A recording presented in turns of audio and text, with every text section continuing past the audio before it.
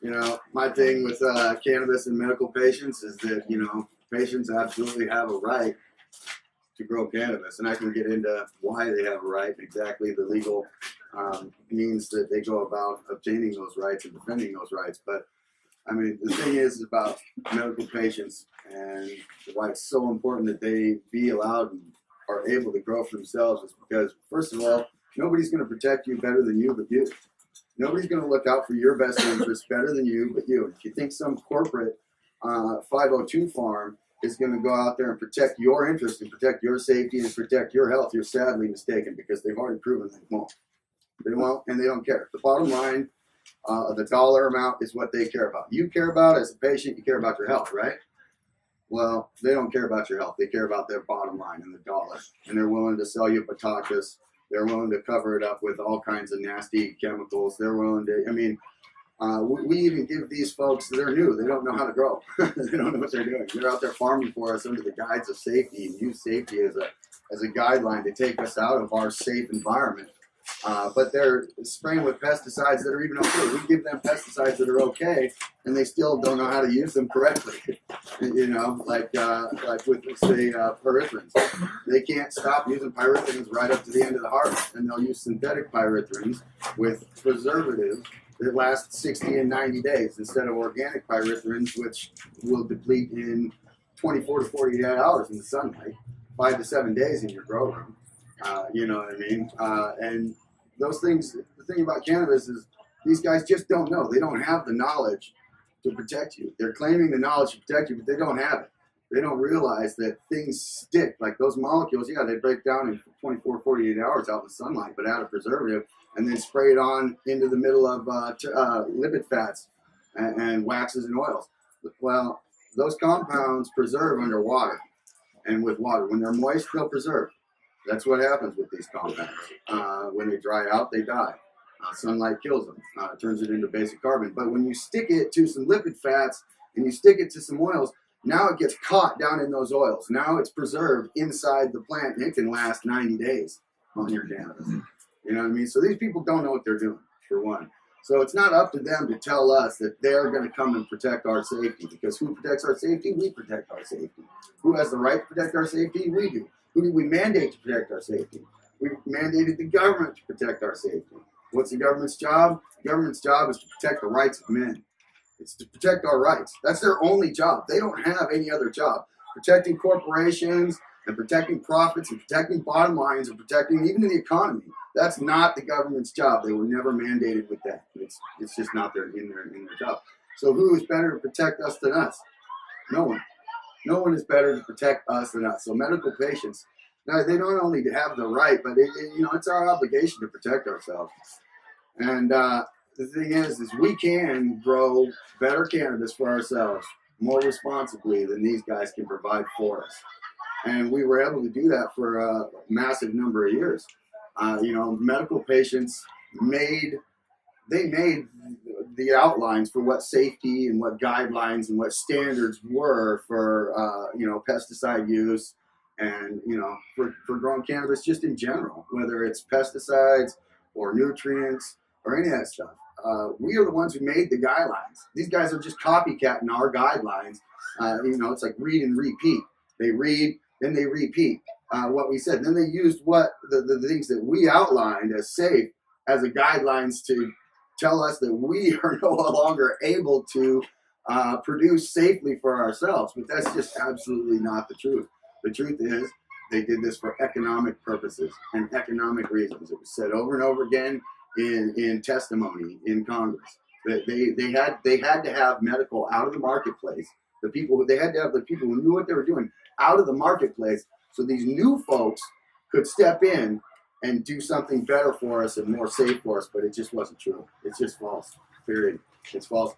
And the thing is, they have no medical cannabis in I-502. And you ask, well, why don't they have any medical cannabis in 502? For one, medical cannabis has different guidelines than recreational. They're still putting out the recreational cannabis under other guidelines. 502 says one thing. 5052 says another thing, but 5052's guidelines to protections and safety only pertains to medical grade cannabis. So if it's not being sold to an endorsement for medical grade product, then it's not under the same safety guidelines. They can use whatever they want. And that's the way it is, and that's the way it's doing. And that's the reason why you don't have any medical grade cannabis in your state, because it costs more to produce. They have to use safe organic chemical, or they can't use the chemical things that they're using. And and not to mention, there's another thing about the change that differentiates medical cannabis from other cannabis. Medical cannabis was often created by the people who were going to use it. They went and seeked the strains that worked for them. They went and hunted down, found these strains that worked for them, or found derivatives of strains that worked for them, blended them together until they had a strain that worked for them. And those plants don't exist in 502 system. They just don't exist for multiple reasons. Medical didn't want to give it to them, for one. And other reasons is that, nobody asked. They just don't care. They'll sell you the same blue green, the same sour diesel, and the same stuff that everybody else has. But do they have the medical grade cannabis that everybody else has? Do they care to produce high CBD plants? Not really. High CBD plants don't yield a big profit. They're small yielding plants that produce high CBD, low THC, and don't make a whole lot of flowers. And so it's been a big problem for 5052. They just don't care to produce the high CBD cannabis that some patients need. And then some patients, they require a 1-to-1 ratio. Some patients require high THC. It depends on what your need is. The only thing to cure Prototris, there's not necessarily a cure for Prototris. If it turns into blight, you're even in a worse position. Blight shows up within 48 hours and kills plants. Or 24 hours to 48 hours from the time it shows up, you see signs. It will kill plants. It's devastating. It literally rots them from the inside out, and it's a disease that often comes from Podiatrist. Blight does. There's some correlation, even though science hasn't quite put the two pieces of the puzzle together. There's some correlation between that gray, funny Podiatrist mold and blight. But either one doesn't necessarily. They're all the treatment for those types of diseases is preventative maintenance. That's all there is. There's preventative maintenance. Cleaning out your plant, making sure there's no dead leaves on your plant. As you're getting towards flush in this type of season, you need to clean out every single little piece of dead tissue. And even other pieces where you might clip or prune, you need to actually wax those so that moisture and things can't get to them, and you don't grow Podiatrist on those where you clipped and pruned. Because if you don't, potential is very, very high, and that's toxic.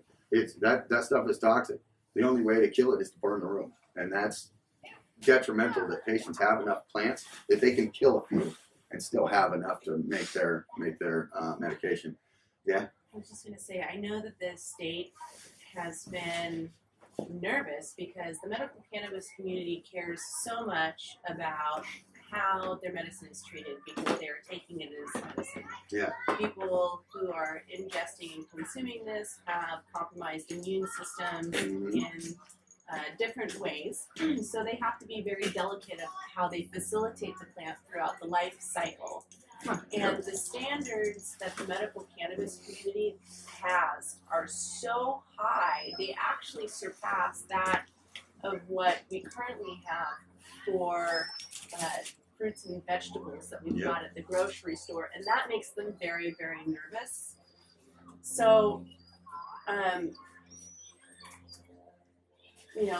as far as the lines of home grows, nobody's going to know how you grow it better than you.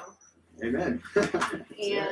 And if you don't have the will to grow it or the ability to grow it and you want to get it, you should be able to have it available to you at different grades, whether it's 502 stuff that you can get cheap, or 502 stuff that's medical grade that you can get tax free.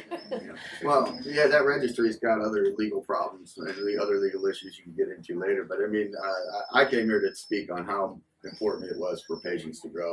And it absolutely is important for patients to be able to grow for themselves. It's not up to these other people to tell us or hand us, what we can and cannot do. If we're not harming another person or harming, doing damage to another person, they have no leg to stand on legally, period, to tell us that we can't grow and take care of ourselves. Basically 502 doesn't have the knowledge to take care of this stuff. And as far as patient plant count goes, 4 plants isn't enough for any patient to be able to get adequate medicine, especially if they end up with some kind of problems. You know what I mean? Because the way to deal with problems, you have to set up the problem. If you want to deal with problems properly, you will have to put everything aside, leave it in veg, and treat that there in veg before you can start flowering again. That could leave a good gap between your medicine. That could also leave you with plants killed. You will have to kill plants. If you want to be a professional grower and grow professionally and do things right, you will have to kill plants. You will have to get over the fact that that plant and that you want that plant to survive, and just say, okay, that plant has some serious disease, I'm going to have to kill it. Oh, mites are hell. But you don't need to use all of the nasty chemicals that everybody uses for mites. You know, if you're in vegetative stage, you can use combinations of canola oils and neem. You know, viscosity. One of the best way to kill mites, and nobody ever talks about it, is viscosity. You can put an oil on them, a horticultural oil, maybe combine a horticultural oil with a neem. You can even mix a little pyrethrum in it, as long as you're not doing it in the last couple of weeks of flowers when the lipid fats are being created, and when that oils are being grown out of the, secreting out of the stigma and stigmata of the plant. You can use them all the way up till then, pyrethroms.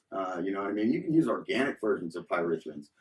There's a big difference between pyrethrum. Pyrethrum comes from the head of the flower.